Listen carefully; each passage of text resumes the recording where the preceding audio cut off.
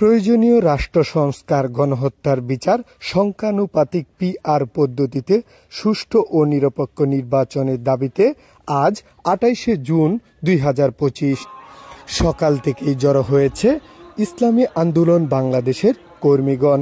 আজকের এই মহাসমাবেশে বাংলাদেশের বিভিন্ন অঞ্চল থেকে ইসলামী আন্দোলন বাংলাদেশের নেতৃবৃন্দ উপস্থিত হন।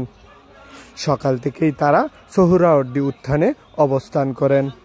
দর্শক, আজ ঐতিহাসিক সোহরাওয়ার্দী উত্থানে মুফতি সৈয়দ মোহাম্মদ রেজাউল করিমের নেতৃত্বে ইসলামী আন্দোলন বাংলাদেশ দেশ ও ইসলাম বিরোধী সকল ষড়যন্ত্র ও চক্রান্তর প্রতিবাদ গড়ে তুলবেন। প্রিয় দর্শক, আজকের এই সমাবেশে দেশের কতটুকু পরিবর্তন আনা সম্ভব তা বিস্তারিত কমেন্টে জানিয়ে দিন। আপনাদেরকে জানাবো আরও বিস্তারিত।